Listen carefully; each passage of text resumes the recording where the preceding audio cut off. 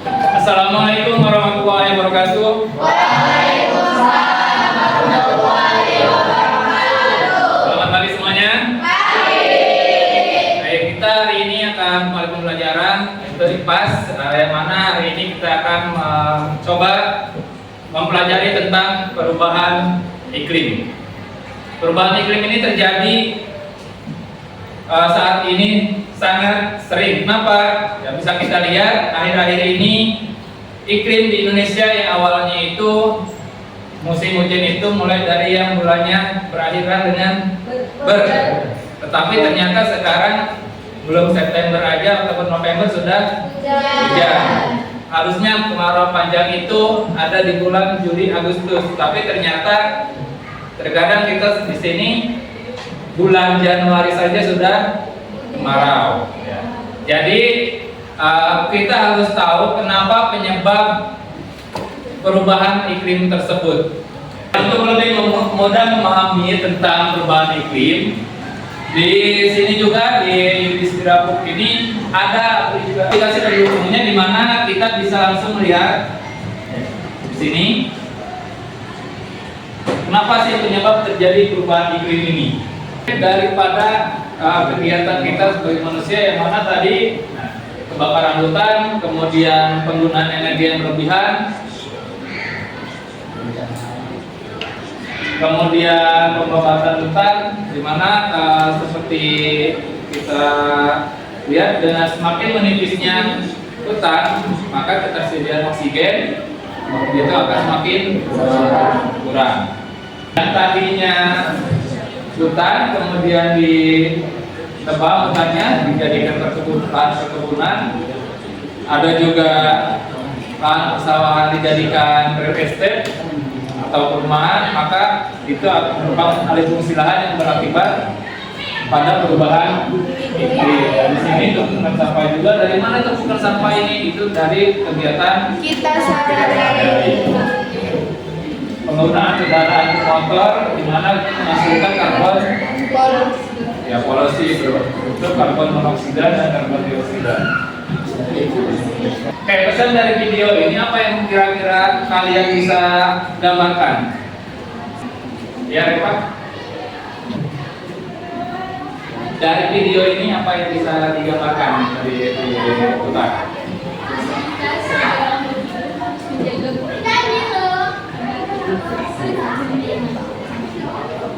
Oke, baik. Jadi kita sebagai makhluk hidup harus tentang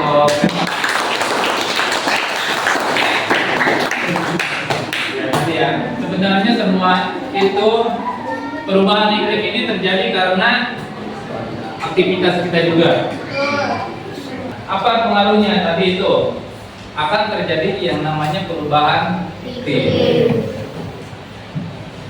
Apa yang menyebabkannya? Di sini nanti perubahan iklim ini nanti kenapa sih? Karena kenaikan suhu permukaan bumi. Kalau di kota-kota besar atau kota industri bisa kita lihat seperti di provinsi kita aja, di Cirebon itu ada industri baja.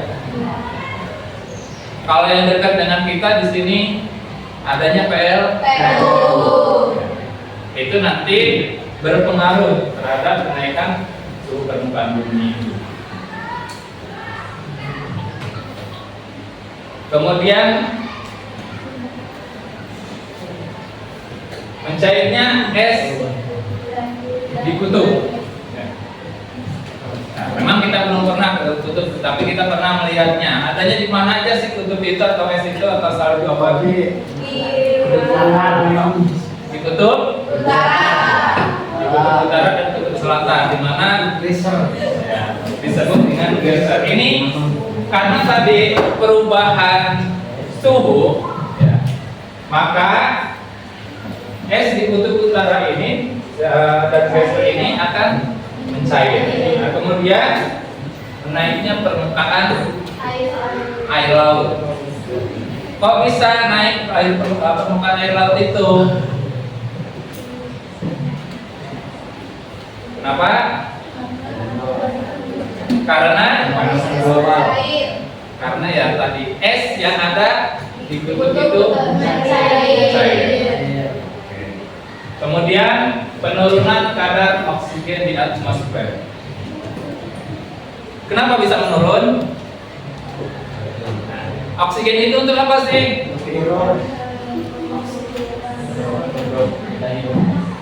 Untuk bernapas. Ya. Makhluk hidup di sini, hewan, manusia dan hewan itu menghirup oksigen dan mengeluarkan karbon dioksida. Kemudian tumbuhan menyerap karbon dioksida dan mengeluarkan oksigen. Tetapi karena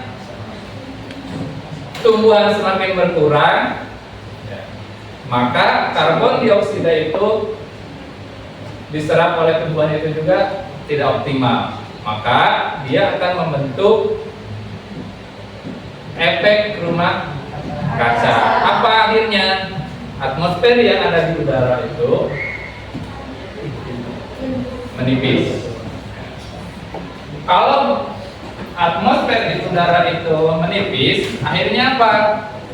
Ya seperti yang kita rasakan kemarin, suhu di lingkungan kita sangat panas ketika siang hari.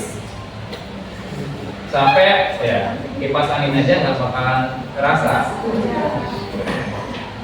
Kemudian ya, cuaca ekstrim tadi. Kalau dulu kita tahunya itu yang bulannya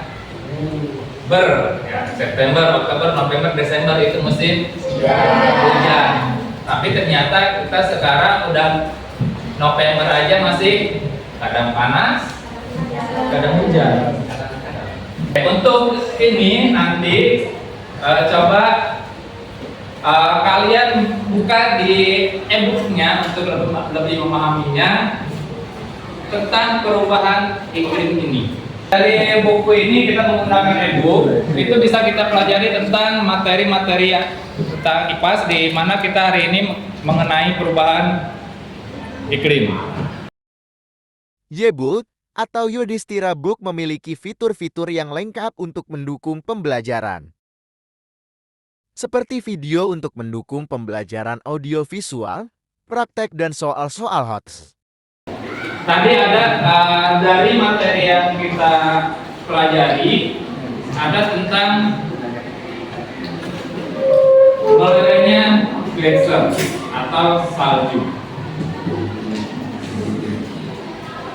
Jadi untuk membuktikannya kita akan melakukan praktek sederhana. Silakan yang mau coba untuk praktek sederhana maju ke depan.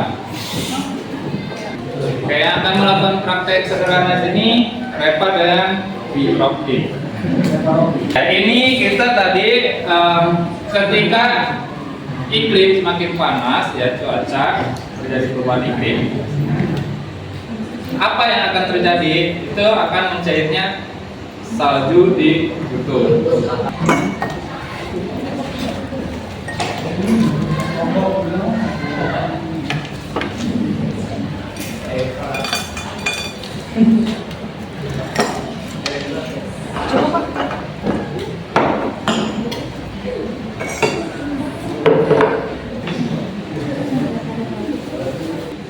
Ya di sini nanti gelas ini merupakan lautan bumi tadi ya. Sedangkan batu ini adalah salju atau es yang ada di kutub utara maupun kutub selatan. Ketika ada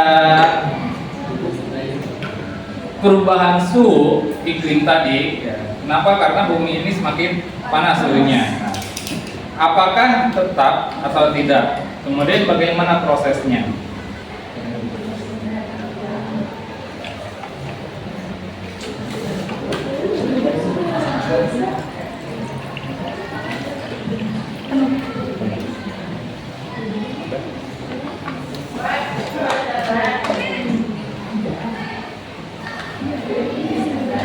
Dari sini ya nanti kita lihat sebenarnya salju itu atau es yang ada di kutub utara itu tidak menyentuh dasar laut, tapi dia menambah. vakum.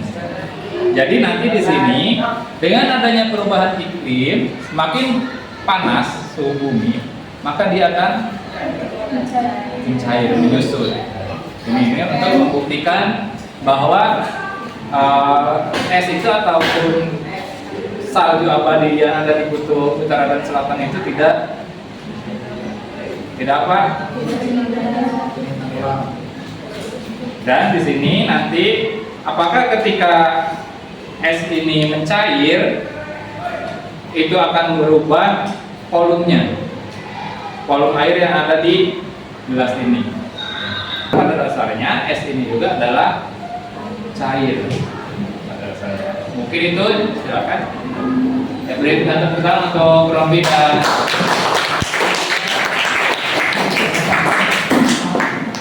ya, nanti kalian bisa pelajari lagi ya, tentang praktek sederhana yang bisa membuktikan perubahan iklim ini ya. Sebenarnya banyak, bukan cuma satu ini. Baik, untuk pertemuan hari ini Bapak cukupkan. Terima kasih. Assalamualaikum warahmatullahi wabarakatuh. Waalaikumsalam.